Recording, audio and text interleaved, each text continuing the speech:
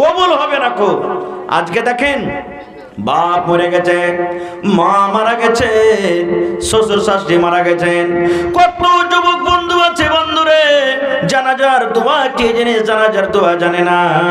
বাপ মারা গেছে, গ্রামের মন্ডল মারা গেছে, গ্রামের মৌলানা মারা গেছে, গ্রামের ভিতরে মাইয়াত হয়েছে, জানাজা হয়েছে, ইমাম সাহেবের সাথে আমরা জানাজার নামাজ আমরা পড়ি, কিন্তু জানাজা কিভাবে পড়তে হবে আমরা জানি না। আল্লাহ রাসূল বলেছেন, যে মাইয়াতে যে জানাজাতে 40টা আল্লাহওয়ালা দিনদার নেককার মানুষ শরীক হবে, যারা দিন হিসাবে নবীর তারিখে মতো জানাজার নামাজ পড়বে, ওই যদি আল্লাহওয়ালা মুত্তাকি পরেজগার হয়, আল্লাহ রাসূল বলেছেন উম্মতরে আল্লাহ তাবারক ওয়া তাআলা সেই 40টা মানুষের কারণে আল্লাহ রাব্বুল আলামিন ওই মাইয়াতের মাগফিরাত করে দিবেন, তার জীবনের গুনাহকে আল্লাহ মাফ করে দিবেন। এই কেন চিল্লাইছো তো? এই তো কয়টা লোক আমরা জানাজার নামাজ পড়িতে জানি? ভাই মুসলমান, আল্লাহ রাসূল বলেছেন নামাজের ভিতরে 3টা কাজ তুমি করিও না। কয়টা কাজ? 3খানা কাজ করিও না রে উম্মত। 3খানা যদি তুমি কাজ করো তাহলে তোমার নামাজ নষ্ট হয়ে যাবে, বাতিল হয়ে যাবে, শেষ হয়ে যাবে।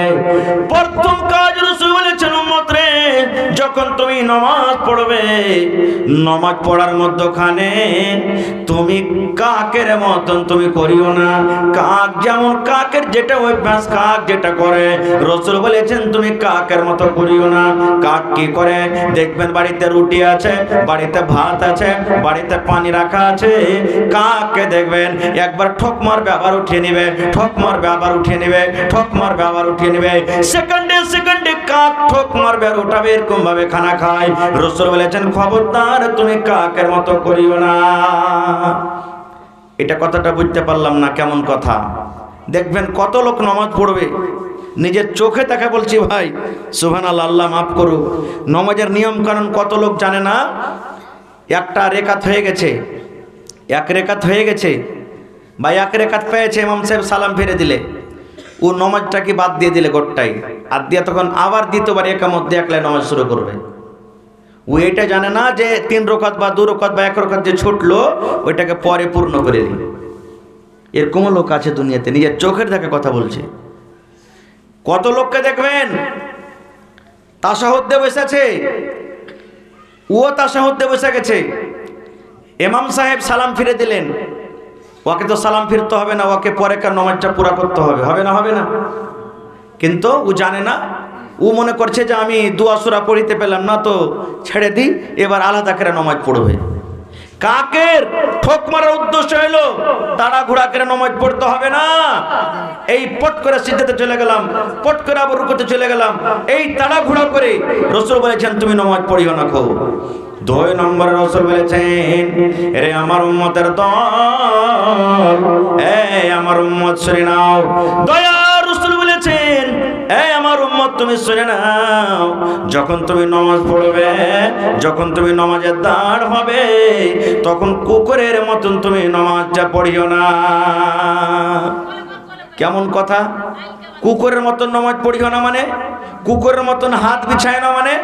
দেখবেন কত লোক নামাজ পড়বে, নামাজ পড়বে, নামাজ পড়ার টাইমে নামাজ পড়ার সময়তে যখন সিজদাতে যাবে, 1 নম্বর কথা এই বগলে হাত লাগিয়ে রাখবে আর এরকম ভাবে ছাটিয়ে দিবে, 1 নম্বর কথা। 2 নম্বর রাসূল বলেছেন কুকুরের মতন তুমি নিজের হাত পাকে বিছায়ও না। কত লোককে দেখবে নামাজ পড়বে, যখন রুকুতে থেকে সিজদাতে যাবে প্রথমে হাঁটুতে হাত দিবে আর তারপরে তখন ও জমিনে হাত দিয়ে তখন সিজদা করবে। কত লোককে দেখবেন এরকম ভাবে। রাসূল বলেছেন না, তুমি যখন সিজদাতে যাবে তুমি এই পায়ে তুমি হাত দিও না, ডাইরেক্ট তুমি জমিনে হাত দাও, আর জমিনে হাত দেওয়ার পরে তুমি কি করো? সাজদা করো। ইখতিলাফি মাসলা এখানে মেলে এরকম কথা বলছে উলামায়ে কেরাম, কিন্তু সহিহ মাসলা হলো যে আপনি যখন সিজদাতে যাবেন, সিজদাতে যাওয়ার টাইমে প্রথমে আপনাকে মাটিতে 2 হাত পড়া দিতে হবে, তারপর আপনাকে সিজদা করতে হবে। তারপর রাসূল বলেছেন শিয়ালের মতন নামাজে করিও না। কার মতন? জোরে বলে। শিয়ালের মতন। বলেন শিয়ালের মতন কেমন কথা? এই যে দেখবেন কত লোক নামাজ পড়ছেন, মানে চোখটা খালি এমন করবে শিয়ালের মতন, তাকাইবে, একবার এদিকে তাকাইবে, একবার এদিকে তাকাইবে, একবার এদিকে তাকাইবে, একবার এদিকে তাকাইবে, এই ছাকা বাঁকা করে চারিদিকে দেখবে। রাসূল বলেছেন তুমি এরকম করিও না। আল্লাহ নবীর জামানাতে সহিহ হাদিস, লম্বা হাদিস, আমি ওদিকে যাব না। শর্টে কথাটা বলছি। নবীজি একদিন মসজিদের এক কোণাতে বসে আছেন, আর আরবি দেহাতের মানুষকে বলা হয়, যেমন আমরা দেহাতে বসবাস করি, এই দেহাতের মানুষকে আরবি বলা হয়। একটা সাহাবী এসে মসজিদে নামাজ পড়লেন, নবী সাহেব কিন্তু দেখছেন লোকটা কেমন ভাবে নামাজ পড়ছেন। নামাজ পড়ার পর এবার রাসূলকে যা বলছেন, আসসালামু আলাইকুম ইয়া রাসূলুল্লাহ। আল্লাহ রাসূল বলছেন ওয়ালাইকুম আসসালাম। এবার রাসূল সালামের জবাব দেওয়ার পর কি বলছেন জানেন? রে আমার সাহাবী, ইরজি ফাসাল্লে ফাইন্না কালাম তুসাল্লে। রে আমার সাহাবী, তুমি নামাজ পড়ো, কারণ তুমি নামাজ পড়োনি। রাসূল কে বলছেন দেখবেন হাদিসের পরে গৌর করেন। রাসূল বলছেন ইরজি ফাসাল্লে ফাইন্না কালাম তুসাল্লে। ওরে আমার সাহাবী, তুমি নামাজ পড়ো, তুমি নামাজ পড়োনি, তুমি নামাজ পড়ো।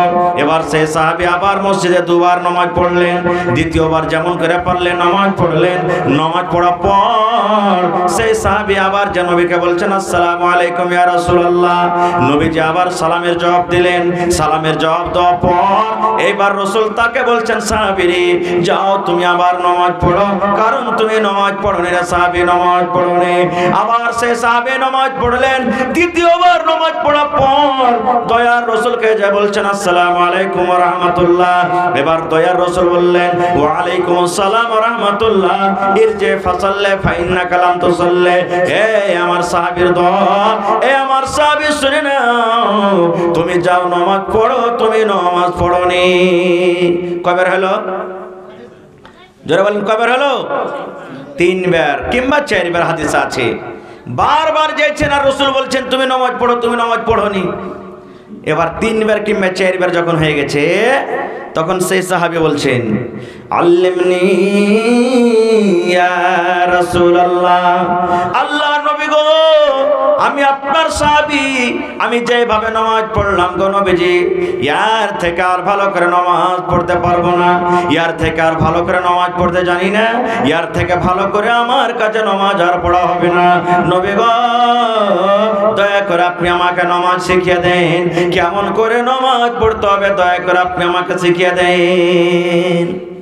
এই যুগের যদি আমরা মুসলমান হইতাম আর কোন নামাজি ভাই যদি বলে ভাই তোমার নামাজ পড়া হলো না, জি তুমি নামাজটা ঠিকঠাক করে পড়ো, হয়তো ওর সাথে ঝগড়া করবে, আর না তো তার পরের দিন থেকে মসজিদে আসবে না। খুব কত বড় নামাজি হয়ে গেছে, শিখাইতে আসছে আমাকেও, তুই কয়দিন থেকে নামাজ পড়ছিস, এরকম ভাবে লড়াই লেগে যাবে।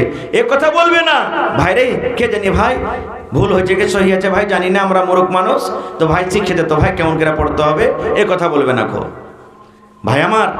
তাহলে বুঝা গেল এই হাদিস থেকে সুবহানাল্লাহ, সারা জীবন নামাজ পড়ছেন, নবীর তারিকা মতো যদি আমার আপনার নামাজ না হয়, রাসূল বলছেন তুমি নামাজ পড়োনি।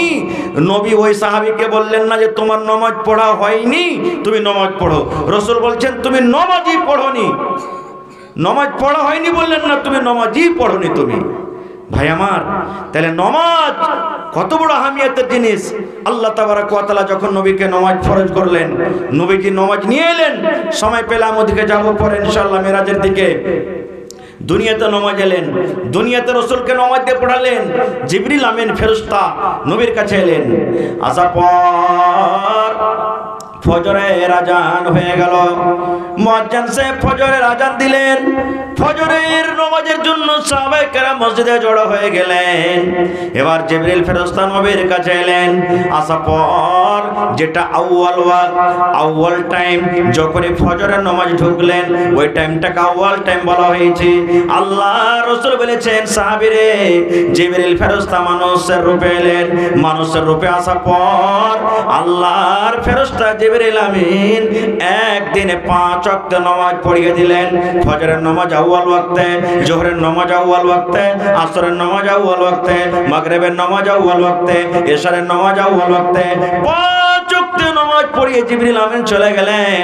আবার দ্বিতীয় দিন নবীজির কাছে জিবরিল ফেরেশতা এলেন। সূর্য উঠতে যাবে, এই সূর্য উঠে যাবে, এই মতো অবস্থাতে ঝালাফালা হয়ে গেছে। জিবরিল আমিন ফজরের নামাজ পড়লেন।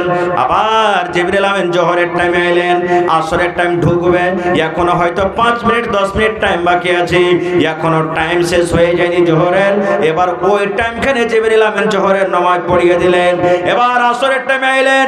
আসরের শেষ টাইমে, শেষ সমাপ্ত মাগরিবের একটু আগা খান পর্যন্ত আবার আসরের নামাজ জিবরিল আমিন পড়িয়ে দিলেন। এবারে এশারের নামাজ এলেন। রাত 12টার আগে আগে আবার জিবরিল ফেরেশতা নবীর কাছে এলেন। আসার পর এশারের নামাজ পড়িয়ে দিলেন। এবার 2 দিনে আউয়াল ওয়াক্তের নামাজ পড়িয়ে দিলেন। এবার দ্বিতীয় দিন জিবরিল ফেরেশতা নামাজের শেষ ওয়াক্তে নামাজ পড়িয়ে দিলেন। নামাজ পড়িয়ে দেওয়ার পর এইবারে নবীকে জিবরিল ফেরেশতা বলছেন, আল্লাহ রাসূল, আমি জিবরিল আমিন জিবরিল ফেরেশতা একদিন আউয়াল ওয়াক্ত নামাজ পড়ে দেখিয়ে দিলাম, একদিন শেষ ওয়াক্ত নামাজ পড়ে দেখিয়ে দিলাম। আমি যেইভাবে নামাজ পড়ে দেখালাম গো নবীজি, এইভাবে আপনার উম্মতকে নামাজ পড়তে হবে। আর এই টাইমের ভিতরে আপনার উম্মতের উপরে নামাজ থাকলো। এই আমার মায়েরা, খালারা, এই আমার ভাইরা শুনেন, আল্লাহ রাসূল বলেছেন নামাজের এত পাওয়ার, নামাজের এত দাম, নামাজের এত পাওয়ার।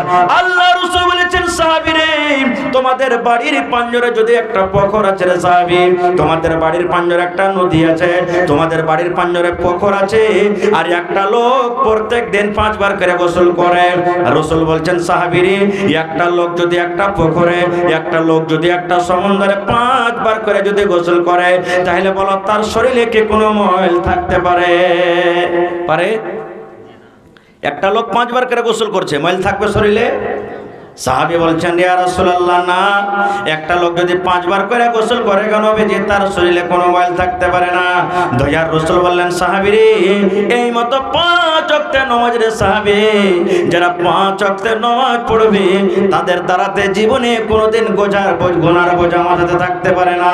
যেমন 5 বার করে গোসল করতে গেলে শরীরে ময়ল থাকে না, এই মতো 5 ওয়াক্তের নামাজ পড়তে গেলে তার জীবনের গুনাহ থাকে না। নারে তাকবীর। রাসূল একদিন হাঁটছেন, একটা শুকা গাছ শুকিয়ে গেছে, পাতা লেগে আছে। একজন সাহাবী শুতে আছেন, আর ধরে এরকম ভাবে দিলেন রাসূল গাছটাকে হেলিয়ে। শুকা পাতা, গাছ হিলেলে পাতা পড়বে না? পড়বে না? জোরে বলে, একটা পড়বে না, ভর ভর করে পড়বে। হ্যাঁ, গাছ যেমন হেলিয়ে দেওয়া, পাতা পড়তে লাগলো। দয়ার রাসূল সাহাবীকে বলছেন, ও আমার সাহাবী, এই গাছের পাতা তুমি দেখেছো? আমি গাছটা হিলালাম, কেমন ভাবে ঝরতে লাগলো। সেই সাহাবী বলছেন, জি রাসূলুল্লাহ। আল্লাহ রাসূল বললেন, সাহাবী রে, এই মতো 5 ওয়াক্তের নামাজ রে সাহাবী, যেমন গাছ ছিলালাম, পাতা ঝরে পড়ে গেল, এই মতো জীবনের 5 ওয়াক্তের নামাজ রে সাহাবী, নামাজ যদি তুমি পড়ো, তোমার জীবনের সমস্ত আমল, সমস্ত গুনাহ যেগুলো আছে, ওই গুনাহগুলো পাতার মতন তোমার ঝরে যাবে। দয়ার রাসূল বললেন, সাহাবী রে, তুমি ফজরের নামাজ পড়েছো, এবার জোহরের আসা পর্যন্ত এই জোহরের মধ্যখানে তুমি যে পাপ করেছো, গুনাহ করেছো রে সাহাবী, যেমনই তুমি জোহরের নামাজ পড়েছো, এই মধ্যখানের গুনাহ আল্লাহ রাব্বুল আলামিন তোমার মাফ করে দিবেন। এবার জোহরের নামাজ যখন তোমার পড়া হয়ে গেল, আবার আসর আসা পর্যন্ত এই মধ্যখানে তোমার যে যা গুনাহ হয়েছে, পাপ হয়েছে রে সাহাবী, তোমার আসরের নামাজ পড়ার কারণে আল্লাহ গুনাহ মাফ করে দিবে। এই মতো আসরের নামাজের পর মাগরিবের নামাজের আসার আগে আগে তুমি যে পাপ করেছো, গুনাহ করেছো, এই মাগরিবের নামাজ পড়ার কারণে আল্লাহ রাব্বুল আলামিন তোমার গুনাহ মাফ করে দিবেন। এবার মাগরিব থেকে এশা পর্যন্ত তোমার যা গুনাহ হয়েছে, এবার এশারের নামাজ পড়া মাত্র আল্লাহ রাব্বুল আলামিন তোমার গুনাহ মাফ করবেন। সাহাবীরে, তুমি 5 ওয়াক্তের নামাজ পড়ে যাও, 5 ওয়াক্তের তুমি নামাজ পড়ে যাও, তোমার জীবনের গুনাহ খাতাকে আল্লাহ রাব্বুল আলামিন মাফ করে দিবেন। শুধু তা নয়, এই ছাড়া আরো গুনাহ মাফ হবে। বুখারী শরীফের হাদিস, মিশকাত হাদিসটা পাইবেন কিতাবুস সালাতের একবারে প্রথম হাদিস। কি হাদিস? আজকে যেমন আমরা দোকানদারি করি না, হানা বলেন দোকানদারি করি। আল্লাহ রাসূলের জামানাতে একজন সাহাবী দোকানদারি করতেন। একটা মহিলা দোকানদারি করতে গেছে, মানে খাজুর কিনতে গেছে দোকানে। তো সেই সাহাবী বলছেন ওই মহিলাকে, আল্লাহর বান্দি, তুমি খাজুর কিনতে এসেছো, তো দোকানে তো আমার খাজুর ওরকম ভালো নাই, তো বাড়ির ভিতরে খাজুর আছে, চলো তুমি বাড়ির ভিতরে তোমাকে ভালো খাজুর দেব। এবার সেই সাহাবীর কথা শুনে সেই মহিলা বাড়িতে চলে গেলেন। বাড়িতে যাওয়ার পর এবার সেই দোকানদার সাহাবী সেই বেটি ছেলেকে ধরে চুমা দিয়ে দিলেন, চুমা খেয়ে নিলেন। ও আপার বেটি ছেলেকে ধরে চুমা খেয়ে নিলেন। যেমনই চুমা খেয়ে লওয়া, সুবহানাল্লাহ, আমার আপনার মতন তো ইমান নয়। আশেপাশে দেখছি কেউ তো দেখে নিলেন, হবে কেউ তো টুকি মারেনি। যত বড় আমরা গুনাহ করি কেউ তো দেখে নিলে না, আমরা ওকে দাবিয়ে রেখে দিই নাকি? কিন্তু রে সুবহানাল্লাহ, চুমা খাওয়া হয়ে গেল, শরীর টচ হয়ে গেল, গুনাহ হয়ে গেল। এবার সেই মহিলা বাড়ি চলে গেলেন। এবার সে সাহাবী চুমা খাওয়ার পর মন খান তার ধড়ফড় করতে লাগলো।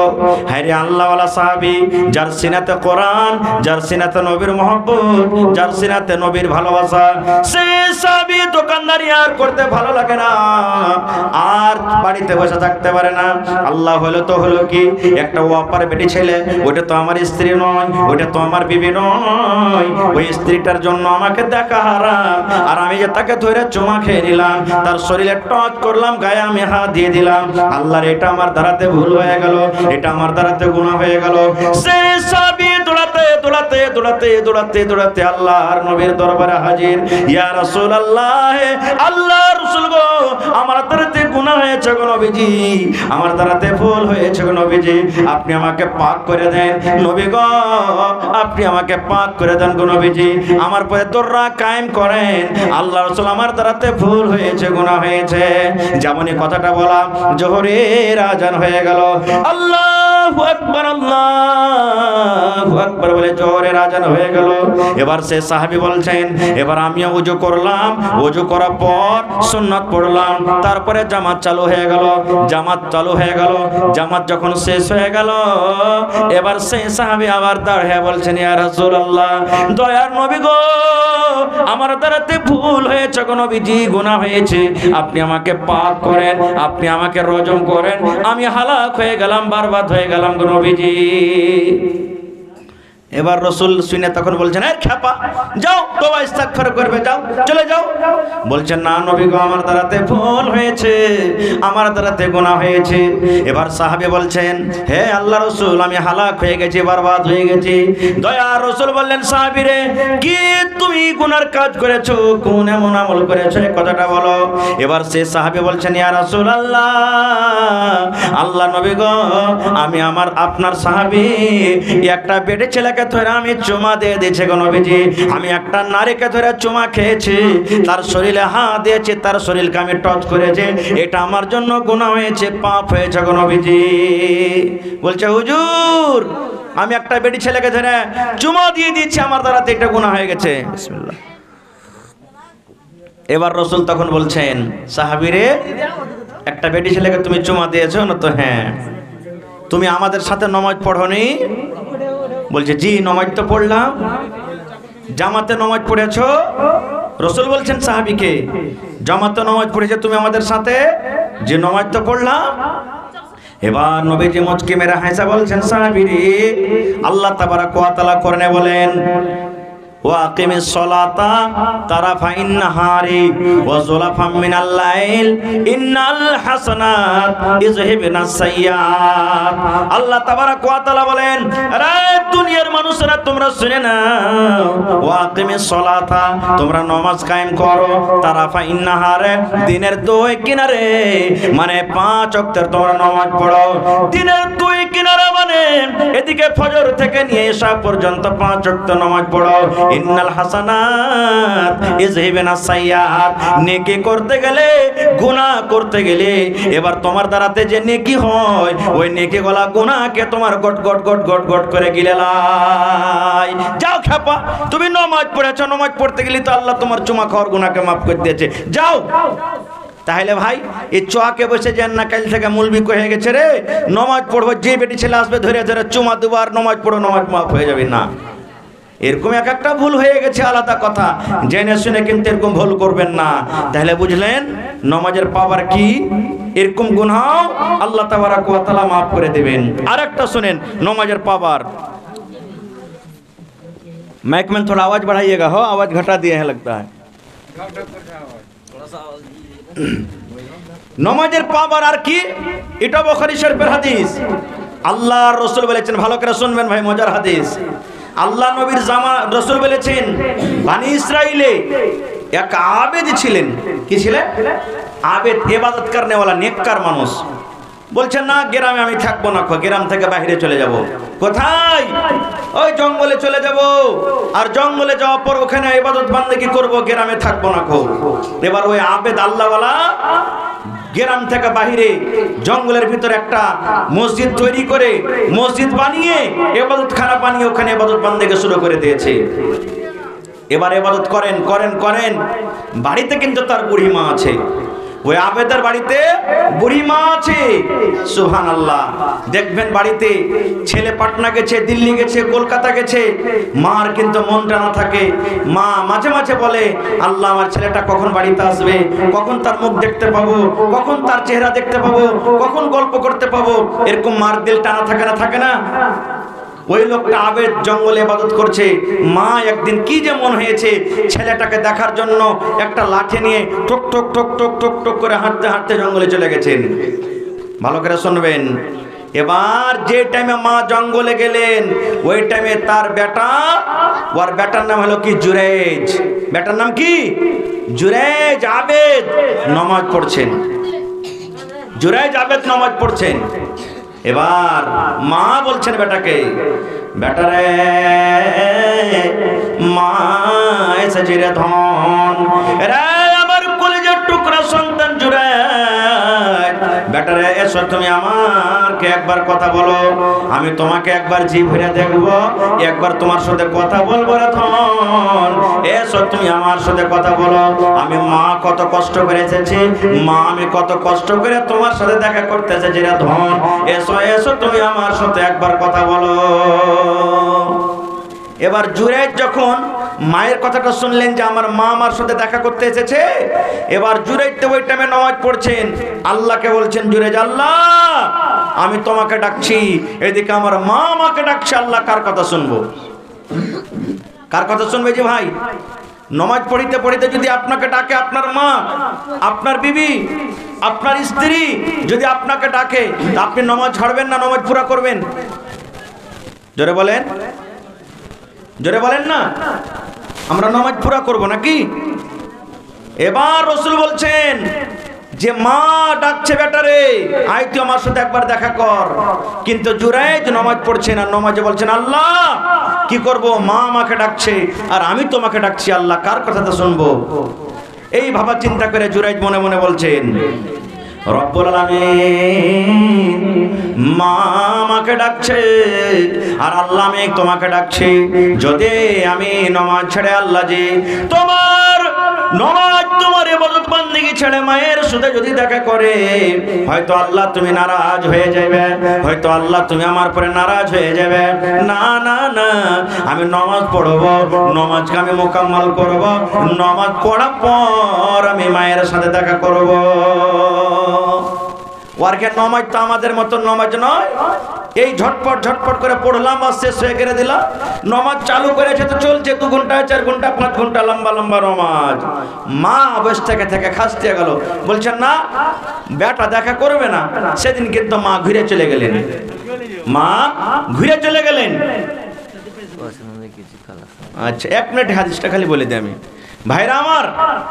তাহলে আল্লাহ বাচ্চা রাখে, ইনশাআল্লাহ এই বিষয় নিয়ে কোনোদিন আলোচনা করব। তবে ভাই আমার, এটা হলো আল্লাহর ঘর মসজিদ। আমি শুনেছি যে আপনাদের আশা আছে যে এই মসজিদখানের কিছু কাজ বাকি আছে, যেমন রং পেন্ট, আরো যেগুলো কিছু কিছু হালকা ফুলকা কাজ বাকি আছে। এই জন্য যে আমরা দিনের কিছু কথা শুনবো আর এই কিছু আমাদের মসজিদে আমরা চান্দা দিব। গত রাতের আগা রাত্রে সুবহানাল্লাহ আমি জীবনে ভাবতে পারিনি ভাই যে এত কালেকশন হবে। মৌলানা গত রাতের আগা রাতে চেকনির পাঞ্জার একটা গ্রাম আছে কোদালকাট্টি, নাম শুনে হবেন। ওরে আল্লাহ, কে 1 লাখ, কে 50,000, কে 10,000, কে 2 লাখ, কে 2.5 লাখ, কে 5,000, মানে 500 টাকার দান শুধু মহিলারকে পেয়েছি। আর পুরুষের মধ্যে 500 টাকার দান এসছে কিনা আমি মানে বুঝতে পারিনি। মোটামুটি আমাকে লাগছে যে 30-40 লাখ টাকার কম হবে না, এত কালেকশন হয়েছে। সুবহানাল্লাহ। পরশুদিন, হায় আল্লাহ ভাই আমার, তো এটা আল্লাহর ঘর, কত আল্লাহ তাবারাক ওয়া তাআলা খুশি হবেন আপনার উপরে। আজ আমরাকে আফসোস লাগছে যে বাবরি মসজিদ ভাঙ্গে মন্দির তৈরি হলো, কত হাই আফসোস করছে। তা আজ একটু আপনাকে পরীক্ষা করব ভাই, যে বাবরি মসজিদ ভাঙ্গাতে আমার আপনার দিল ভাঙছে, মহব্বতের সাথে আমরা আফসোস করছি, আজ দেখছি আপনার গ্রামের মসজিদের প্রতি আপনার কতখানি মহব্বত ভালোবাসা আছে। আল্লাহুস সামাদ। ভাইরে দেখি আজকে মসজিদের জন্য, যে মসজিদের ব্যাপারে আল্লাহ রাসূল বলেছেন, মান বানা লিল্লাহি মসজিদান বানাল্লাহু লাহু বাইতান ফিল জান্নাহ, যে আল্লাহর ইবাদতখানা, আল্লাহর ইবাদতের জায়গা নির্মাণ করবে, আল্লাহ তাবারাক ওয়া তাআলা তার জন্য জান্নাতের ভিতরে একখানা মসজিদ বানাবে। সুবহানাল্লাহ। যেই ইবাদতখানা দুনিয়াতে বানাবে, আল্লাহ তাবারাক ওয়া তাআলা তার জন্য কিয়ামতের দিন জান্নাতে একখানা ঘর বানাবেন। তো সেই জান্নাতে ঘর নেওয়ার জন্য দেখি কার মনে আশা আছে। একটা লোক 10,000 টাকা দিতে পারবেন, বেশি যত পারবেন আলহামদুলিল্লাহ। দেখি আজকের জালসাতে কোনো একটা লোক 1 ডিসমিল কিংবা 1 কাঠা জমি দান করতে পারবেন। মসজিদের যদি আশেপাশে থাকে, মসজিদের আশেপাশে দিয়ে দিবেন, না থাকে মাঠে ঘাটে কোনো জায়গাতে আছে, বিক্রি করে যা টাকা হবে মসজিদে লাগিয়ে দিবেন। দেখি আজকে কোন আল্লাহর বান্দা আছেন 1000, 2000, 1000, 2000 করে 10টা 15টা লোক দান করতে পারবেন। মায়েরা খালারাকে বলবো, ওরে সুবহানাল্লাহ, মা খালারা আমার খুব দানি, কে কাঁচা দান করে, কে গিলাস দান করে, কে কাঁসার বদনা দান করে, কে থালি প্লেট দান করে, কে চামচ দান করে, নাকের কানের গলার হার, সুবহানাল্লাহ, পার পায়াল, এরা মন খুলে খুলে খুলে খুলে দান করে। দেখি আমার কোন মা খালা দাদি নানি এই আজকের জালসাতে কেউ এমন আছেন যে মাওলানা মা মারা গেছেন, বাপ মারা গেছেন, তাদেরকে স্মরণ করে আমি 10,000, 5,000, 500, 1000, 2000 করে দান করব। দেখি কোন এমন একটা লোক আছে। মেলায় জালসাতে ছাগল পাওয়া যায়, দেখি আমার কোন মা খালা আজকের জালসাতে একটা কেউ ছাগল গালা দান করতে পারছেন কি পারেন না। দেখি কোন এরকম আল্লাহর বান্দি আছে আজকে জালসাতে মসজিদের জন্য একটা কেউ ছাগল দান করতে পারবেন। সুবহানাল্লাহ। সেই পরশুদিনকার জালসাতে একটা লোক এসে বলছেন, মাওলানা জমিন রেজিস্ট্রি হবে, কবরস্থানের জমিন তারা খরিদ করছে, রেজিস্ট্রি খরচ যা লাগবে মাওলানা আমি একাই দিয়ে দেব, 60,000, 70,000, 80,000 যা লাগবে। ভাই আমার, মানুষ যদি ইচ্ছা করে যে আমি মাওলানা আল্লাহ আমাকে টাকা দিয়েছে, রং করতে যা টাকা লাগবে 10,000 লাগুক, 15,000 লাগুক, 20,000 লাগুক, আমি একাই রং করে আমি দেখিয়ে দেব, মানুষ করতে পারে। ভাই আমার, আল্লাহ এমন মানুষকে দাওলাত দিয়েছেন, দিল দিয়েছেন।